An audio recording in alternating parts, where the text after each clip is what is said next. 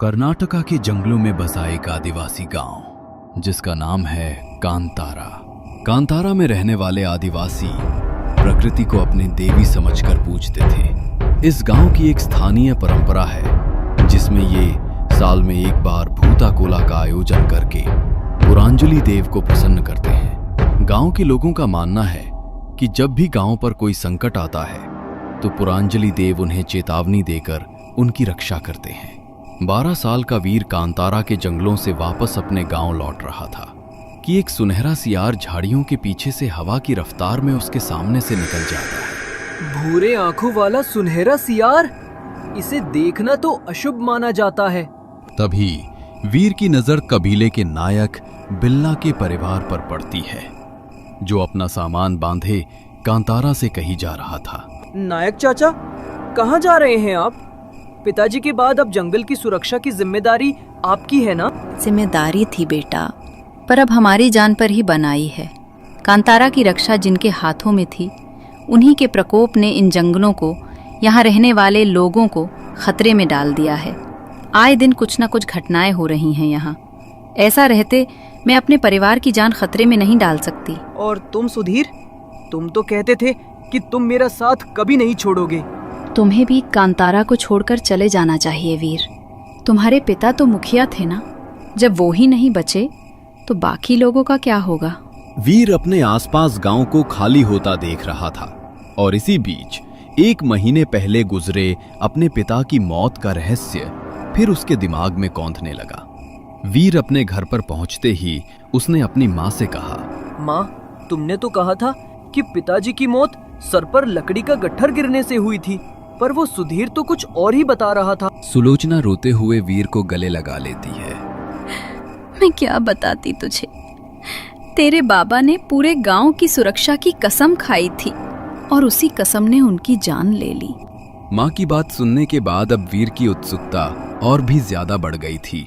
माँ, बताओ ना, ये सब क्या है और कैसे शुरू हुआ? क्यों पूरा गांव खाली हो रहा है? सब कहाँ चले गए?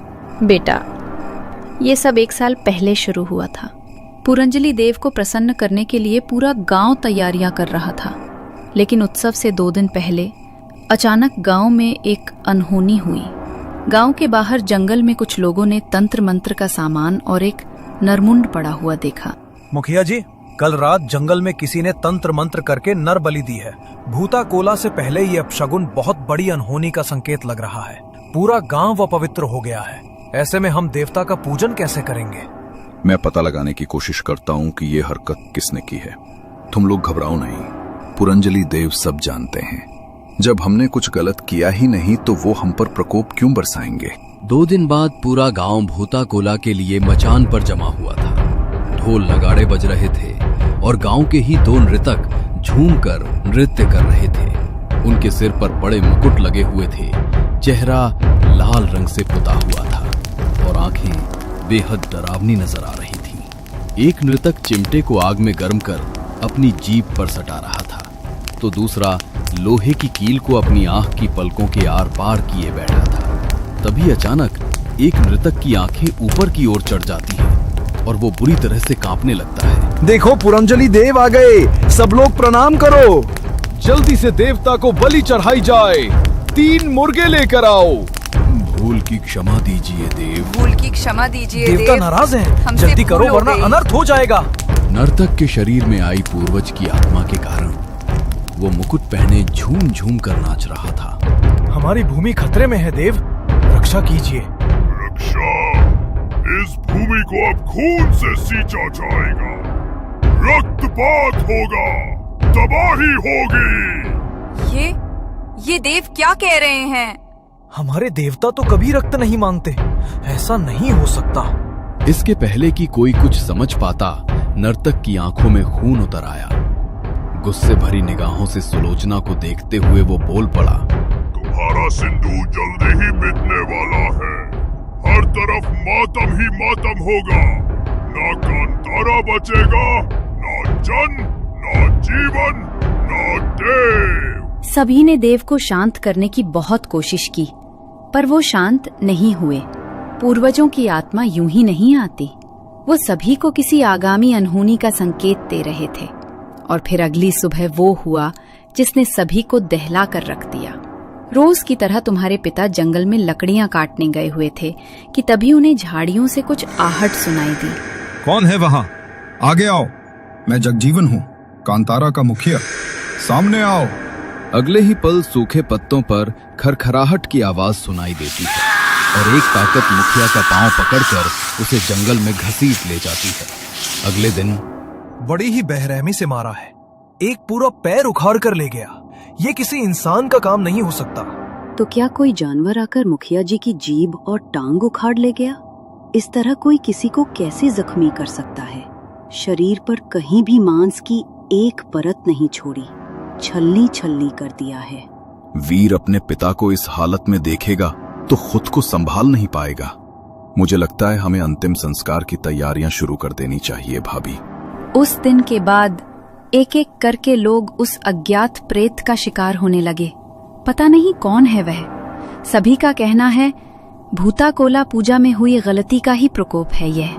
उस दिन उत्सव से पहले कोई तांत्रिक पूजा की गई थी जिससे देव रुष्ट हो गए हैं और बलि मांगने लगे। पर मुझे नहीं लगता कि जंगल की रक्षा करने वाले देव किसी की जान ले सकते हैं। खैर, वजह जो भी हो, अब हमें भी कांतारा को छोड़कर चलना चाहिए। अगले कुछ दिनों में जंगल से आदिवासियों की एक के बाद एक लाशें मिलने लगी थी। सभी लाशों की हालत बहुत खराब थी। समझ नहीं आ रहा था कि ये किसी इंसान का काम है, जानवर का, या फिर किसी श्राप का। और फिर अचानक से एक रात पूरा गांव खाली हो गया। अपनी जमीन, घर, जानवर सब छोड़कर पूरा गांव न जाने कहां पलायन कर गया। 3 महीने बाद आज की तारीख में कांतारा के जंगलों को काटते हुए कुछ लोग खुदाई की मशीन चला रहे थे। अजब कहानी है। आपको लगता है सर इसमें कोई सच्चाई होगी? सच्चाई थी भी तो अच्छा, नहीं थी तो भी अच्छा है। डर के कारण ही सही लोगों ने पूरा गांव खाली तो कर दिया। पानी के भाव सोना मिल गया हमें। अब इस जंगल के नीचे छिपा खनिज हमारा होगा। लोगों ने गांव को खाली नहीं किया साहब, सभी लोग मारे गए। आसपास के गांव वाले कहते हैं कोई नहीं बचा। देवता का प्रकोप जब आता है तो हरा भरा पेड़ सूख जाता है, फिर इस गांव में कोई कैसे बचता? जो भी है, ये कहानियां हैं तो थोड़ी अजीब ही। आज के ज़माने में ये सब सच हो सकता है, मुझे यकीन नहीं है। बात करने के पैसे नहीं मिलते तुम लोगों को, चलो अपना अपना काम करो। ये कहानी नहीं, सच है साहब। ये कोई आम जंगल नहीं है, इसकी रक्षा देवता करते हैं। अच्छा, देवता रक्षा करते हैं तो अब कहाँ है वो देवी देवता? हमारा तो कोई कुछ नहीं बिगाड़ रहा। ये कैसा देवता है जो उसे मानने वालों को ही खत्म कर दे? खैर, हमें तो मिनरल से मतलब है। करोड़ों की कमाई होगी। उन करोड़ों में 50 लाख उस बिचौलिए के होंगे, चूंकि आखिर मेहनत उसकी ही है। रात के 12 बजे खुदाई का काम रोककर मजदूरों के साथ कॉन्ट्रैक्टर वर्मा अपने तंबू में सोने चला जाता है। कहाँ जा रहा है? इस जंगल की सीमा में अंदर आना आसान है, लेकिन बाहर जाना बहुत मुश्किल। तेरा समय आ गया है। वर्मा चौंक कर उठता है। उसका पूरा चेहरा पसीने से भीगा हुआ था। उफ, वो सपना था। इन गवारों की बातें सुनकर मैं भी जाने क्या क्या सोचने लगा। तभी कॉन्ट्रैक्टर वर्मा को तंबू के बाहर एक परछाई सी दिखती है। वो बाहर जाता है तो देखता है कि एक औरत खुदाई मशीन चला रही है और एक आदमी अपने सर पर मिट्टी ढोता हुआ यहाँ से वहां जा रहा है। कौन हो तुम? सुलोचना। सुलोचना नाम है मेरा। बिना जीभ वाली उस औरत को बोलते हुए देखकर वर्मा के हाथ पैर कांपने लगते हैं। उस औरत का एक पैर नहीं था और उसके सिर से लगातार खून टपक रहा था। ये देखकर वर्मा अपनी जान बचाने के लिए बाकी मजदूरों को जगाने भागता है। मालिक, मालिक यहाँ कुछ है मालिक। मेरे तंबू में एक बच्चा है, उसके मुंह से खून रिस रहा है। उसने मेरे सामने अपनी जीभ काट ली है। मैं अब यहाँ नहीं रुकूंगा। मैंने भी पेड़ के ऊपर काले कपड़ों में औरतों को बैठे देखा है, जिनके हाथ पैर कटे हुए थे और मुंह से खून बह रहा था। ये जंगल शापित है। ये क्या बकवास कर रहे हो? ठीक है, फिर छोड़ दो काम और चले जाओ। जहां जाना है यहाँ पास के गांव में कई मजदूर मिल जाएंगे मुझे, जो तुमसे आधे पैसे में काम करने को तैयार हो जाएंगे। ठेकेदार वर्मा की बात सुनकर सभी मजदूर कुछ सोचकर काम फिर से शुरू कर देते हैं। पर हर रात कांतारा के जंगलों में एक नया हादसा होता है। कभी कोई मजदूर मरा हुआ पाया जाता, तो कभी किसी को भयानक रोग हो जाता। कोई देखने की शक्ति खो देता, तो किसी का मानसिक संतुलन बिगड़ जाता। शापित है ये जंगल। जो कहानियां सुनी थी वो झूठ नहीं थी। पूरे कांतारा को खा गया ये जंगल। और अब हमारी बारी है। काम नहीं करेंगे तो भूख से मरेंगे, और काम करेंगे तो ये जंगल हमें खा जाएगा। दासमी आ रही है ना, हम सबको एक बार भूता कोला करना चाहिए। वो इस जंगल का देव है। शायद अगर हम माफी मांगे देव से, सब ठीक हो जाएगा। भूता कोला में बहुत शक्ति होता है, बहुत ज्यादा शक्ति। वैसे भी मैं अपने 5 मजदूर खो चुका हूँ। अगर इस पूजा से कोई फर्क पड़ता है तो मुझे कोई आपत्ति नहीं है। सुनो, श्रीकांत को बुलवाओ। ये गांव, ये जमीन उसी की है। उससे बेहतर इस जगह को और कौन समझ सकता है। 2 दिन बाद दशमी तिथि थी। ठेकेदार और मजदूरों के साथ आसपास के गांव वाले भी भूता कोला पूजा में शामिल होने पहुंचे। फिर से गाजे बाजे के साथ देवता के आवाहन की तैयारी की गई। ढोल और नगाड़ों की आवाज जंगल में हर तरफ गूंज रही थी।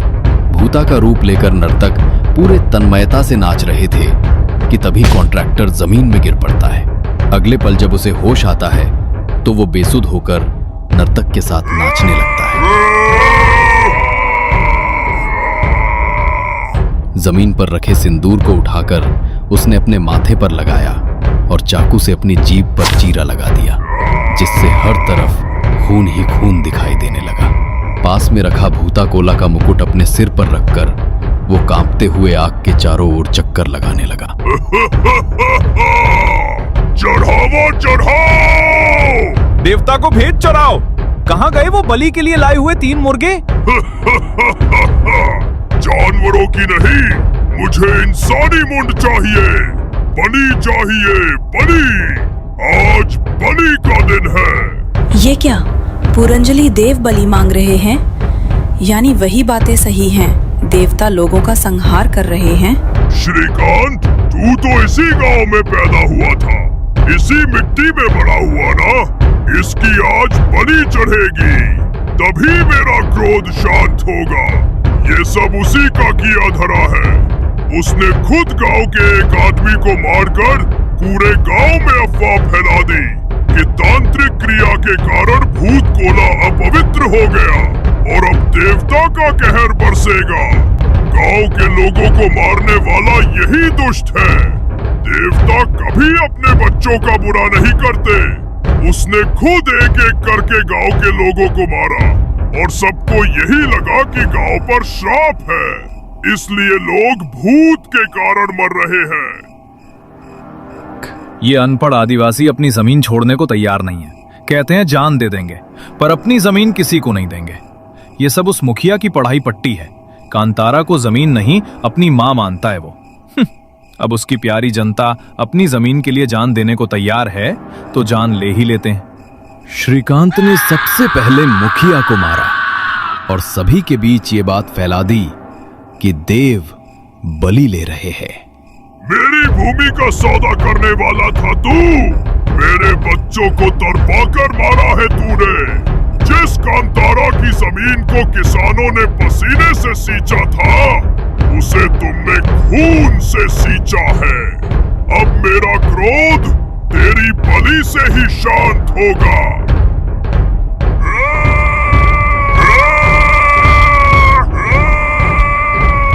गुस्से में ठेकेदार ने श्रीकांत के सर के ऊपर अपना पैर रखा और उसके सीने में अपने 10 उंगलियां पटककर उसका सीना चीर दिया। श्रीकांत जमीन पर गिरकर तड़पने लगा और कुछ ही पलों में उसकी मौत हो गई। इसके बाद वर्मा बेहोश होकर जमीन पर गिर पड़ा।